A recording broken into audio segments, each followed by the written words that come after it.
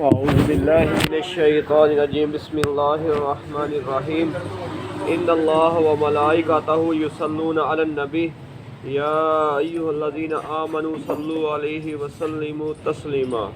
درود پڑھو۔ اللہم صلی علی سیدنا و مولانا محمد و علی آل سیدنا و مولانا محمد وبارک وسلم علیہ۔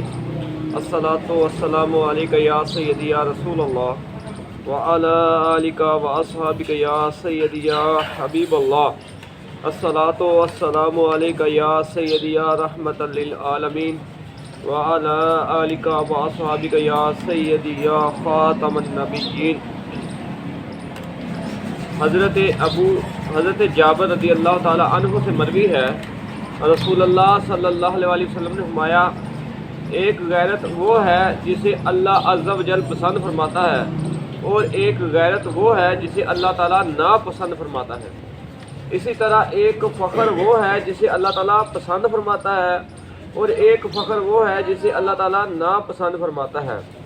پسندیدہ غیرت وہ ہے جو تہمت کے مقام پر ہو، اور ناپسندیدہ غیرت وہ ہے جو بلا وجہ ہو۔ اسی طرح اللہ تعالیٰ کا پسندیدہ فخر وہ ہے جو آدمی لڑائی کے وقت کرے یا صدقہ کرتے وقت، اور ناپسندیدہ فخر وہ ہے جو باطل میں ہو۔ اس حدیث پاک میں نبی کریم صلی اللہ تعالیٰ علیہ وسلم نے دو چیزوں کو بیان کیا ہے کہ ایک غیرت ایسی ہے جس کو اللہ تعالیٰ پسند کرتا ہے، اللہ تعالیٰ پسند کرتا ہے کہ وہ یہ ہے کہ جب اس پر تہمت لگائی جائے تو وہ بے گناہ ہو تو اس پر وہ غیرت کرے، وہ بے گناہ ہو اور اس پر وہ غیرت کرے، اس کو اللہ تعالیٰ پسند فرماتا ہے۔ اور فرمایا، اور دوسری غیرت وہ ہے جو بلا وجہ ہی آتی رہے، بلا وجہ ہی وہ غیرت کرتا رہے، اس کو ناپسند فرماتا ہے۔ ایک فرمایا کہ فخر وہ ہے جس کو اللہ تعالیٰ پسند فرماتا ہے، وہ مقام ہے جب بندہ لڑائی کے وقت کرے یا صدقہ کرتے وقت، یعنی کہ جب اللہ کی راہ میں نکلے تو اس وقت اس کو غیرت آئے، کفار کے مقابلے میں جب نکلے اس وقت اس کو غیرت آئے، اس چیز کو اللہ تعالیٰ پسند فرماتا ہے۔ اور جو ایسے ہی مال و دولت پر، دنیاوی مال پر فخر کرتا رہے، اس کو اللہ تعالیٰ ناپسند فرماتا ہے۔ سیدنا عبداللہ بن عمر رضی اللہ تعالیٰ عنہ سے روایت ہے کہ سیدنا سعد رضی اللہ تعالیٰ عنہ وضو کر رہے تھے، رسول اللہ صلی اللہ علیہ وسلم پاس سے گزرے تو فرمایا، یہ کیا اسراف ہے؟ انہوں نے کہا، کیا وضو میں بھی اسراف ہوتا ہے؟ فرمایا، ہاں، اگرچہ تم بہتے دریا پر ہی کیوں نہ ہو، چاہے تم دریا کے کنارے پر بیٹھ کے ہی وضو کر رہے ہو تو وضو جب کیا جائے تو اتنا ہی پانی استعمال کرو جتنی ضرورت ہے، اس کو زیادہ استعمال نہ کرو جس سے وہ پانی ضائع ہوتا ہے۔ تو فرمایا یہ اسراف کے زمرے میں آتا ہے، یہ اسراف کے زمرے میں آتا ہے۔ تو اس سے یہ پتہ چلتا ہے کہ وضو کرتے وقت ہمیں بھی جو ہے پانی اتنا ہی استعمال کرنا چاہیے جتنا ضرورت ہو، نہ کہ ضرورت سے زیادہ جو ہوگا وہ اسراف ہوگا۔ تو اللہ تعالیٰ کی پانی بھی ایک نعمت ہے، اس کے بھی بارے میں قیامت کے دن پوچھا جائے گا۔ حضرت عمر بن شعیب رضی اللہ تعالیٰ عنہ سے روایت ہے، انہوں نے اپنے والد سے روایت کی کہ رسول اللہ صلی اللہ علیہ وسلم نے فرمایا، کھاؤ پیو صدقہ کرو اور پہنو جب تک اس میں فضول خرچی یا تکبر کی آمیزش نہ ہو۔ اس حدیث پاک میں اللہ تبارک و تعالیٰ کے محبوب صلی اللہ علیہ وسلم نے فرمایا ہے کہ کھاؤ پیو صدقہ کرو اور پہنو، اور فرمایا کہ جو کھاؤ پیو یہ اس میں کسی قسم کی اللہ تبارک و تعالیٰ کی طرف سے آزمائش نہیں ہے، یہاں تک کہ تم تکبر سے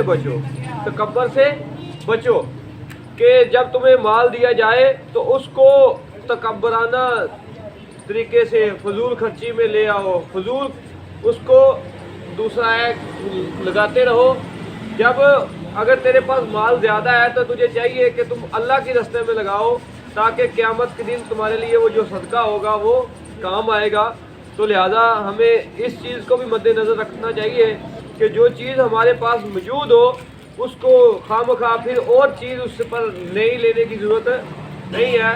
صحابہ کرام رضی اللہ تعالیٰ عنہ مجمعین کے اگر حالات پڑھیں تو ان کے تو کپڑوں کو پابند لگے ہوتے تھے، کپڑوں کو پابند لگے ہوتے تھے۔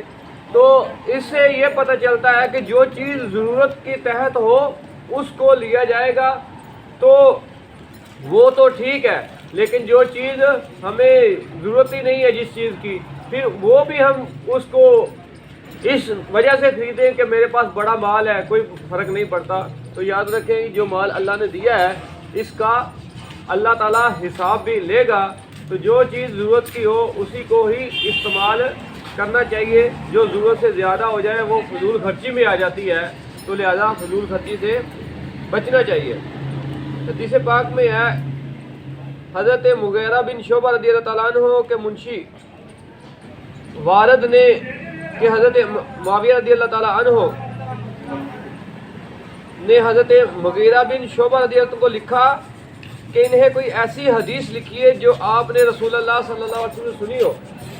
مغیرہ رضی اللہ تعالیٰ عنہ نے لکھا کہ میں نے رسول اللہ صلی اللہ علیہ وسلم سے سنا ہے، آپ صلی اللہ علیہ وسلم نے فرمایا کہ اللہ تعالیٰ تمہارے لیے تین باتیں پسند نہیں کرتا: بلا وجہ کی گپ شپ، فضول خرچی اور لوگوں سے بہت مانگنا۔ اللہ تعالیٰ کو یہ چیز پسند نہیں ہے کہ بغیر کسی وجہ سے لوگ جو گپ شپ لگاتے ہیں جس میں نہ اللہ کا ذکر ہوتا ہے نہ رسول اللہ صلی اللہ علیہ وسلم کا ذکر ہوتا ہے، تو فرمایا اس کو اللہ تعالیٰ پسند نہیں کرتا۔ فضول خرچی کو اللہ تعالیٰ پسند نہیں کرتا، اور لوگوں کے آگے ہاتھ پھیلانے سے اللہ تعالیٰ اس چیز کو پسند نہیں کرتا۔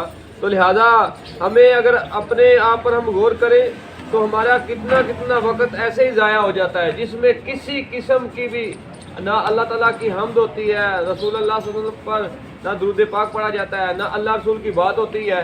صرف اپنے دل کو بہلانے کے لیے دنیاوی جو معاملات ویسے ہی گپ شپ لگانے کے لیے ایک دوسرے سے مذاق کرتے رہتے ہیں، تو وہ ایسا ٹائم گزرتا ہے پتہ بھی نہیں چلتا، کتنے گھنٹے اسی میں ہمارا وقت جو ضائع ہو جاتا ہے۔